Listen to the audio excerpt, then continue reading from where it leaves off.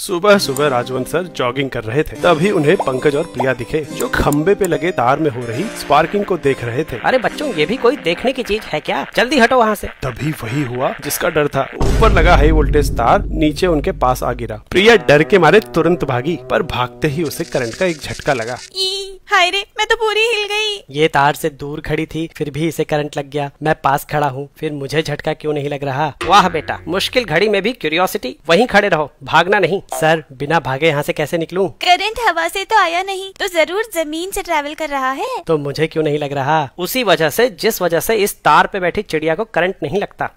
क्योंकि चिड़िया के पैर तो बैड कंडक्टर होते हैं ना। बेटा, तुम्हें फिजिक्स के साथ साथ बायोलॉजी भी पढ़ानी पड़ेगी लगता है। करंट पोटेंशियल डिफरेंस की वजह से फ्लो करता है। चिड़िया के दोनों पैर एक ही तार पे हैं, इसलिए पोटेंशियल डिफरेंस ना होने की वजह से उसे करंट नहीं लगता। सेम रीजन से तुम्हारी बॉडी में भी करंट फ्लो नहीं कर रहा। पोटेंशियल डिफरेंस किन्हीं दो पॉइंट्स के बीच कितना एनर्जी डिफरेंस है ये बताता है। अगर पोटेंशियल डिफरेंस कम है तो इलेक्ट्रिक फील्ड वीक होगी और इलेक्ट्रॉन्स कम फोर्स एक्सपीरियंस करेंगे। लेकिन अगर पोटेंशियल डिफरेंस ज्यादा है तो इलेक्ट्रिक फील्ड स्ट्रॉन्ग होगी और हर इलेक्ट्रॉन ज्यादा फोर्स एक्सपीरियंस करेगा। ज्यादा फोर्स मतलब इलेक्ट्रॉन्स का ज्यादा एक्सेलरेशन, मतलब उतनी ही ज्यादा ड्रिफ्ट वेलोसिटी, और ज्यादा ड्रिफ्ट वेलोसिटी मतलब ज्यादा करंट। यही करंट हाई वोल्टेज तार से जमीन में जा रहा है और जमीन का अपना कुछ रेजिस्टेंस है। ओम्स लॉ के हिसाब से दूरी के साथ साथ वोल्टेज घटेगा। यानी अगर तुम एक जगह खड़े हो तो दोनों पैरों के बीच पोटेंशियल डिफरेंस नहीं होगा और करंट नहीं लगेगा। पर जैसे ही तुम चलने के लिए एक पैर दूसरे से दूर रखोगे तो दोनों पैरों का पोटेंशियल डिफरेंस अलग अलग हो जाएगा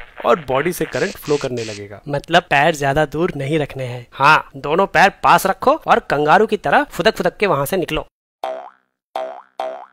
बहुत बढ़िया, आज तो फिजिक्स ने बचा लिया। लेकिन सर, तार गिरने से पहले तो मेरा पोटेंशियल 0 था, तो तार गिरते ही जब जमीन का पोटेंशियल बदला तो उस समय मेरा पोटेंशियल भी बदलने के लिए करंट का एक झटका तो लगना चाहिए था ना। सवाल तो सही पूछते हो तुम बेटा। जब तुम्हारी बॉडी किसी इलेक्ट्रिक पोटेंशियल पे पहुंचती है तो वो चार्ज गेन करती है। इस चार्ज की वैल्यू तुम्हारी बॉडी के कैपेसिटेंस पे डिपेंड करती है, जो कि बहुत कम होता है। तो अगर तुम्हारे नीचे का ग्राउंड 1000 वोल्ट पे भी है तब भी तुम बहुत थोड़ा सा चार्ज गेन करोगे, जिसके लिए एक इलेक्ट्रिक करंट फ्लो करेगा, लेकिन केवल कुछ माइक्रो सेकंड्स के लिए, जो तुम शायद महसूस भी ना कर पाओ। और ये इलेक्ट्रिक शॉक केवल तुम्हारे सेम पोटेंशियल पे आने तक ही लगेगा, उसके बाद नहीं। लेकिन अगर तुमने गलती से पैर डिफरेंट पोटेंशियल पे रख दिया तो कॉन्टिन्यूअस करंट फ्लो करेगा।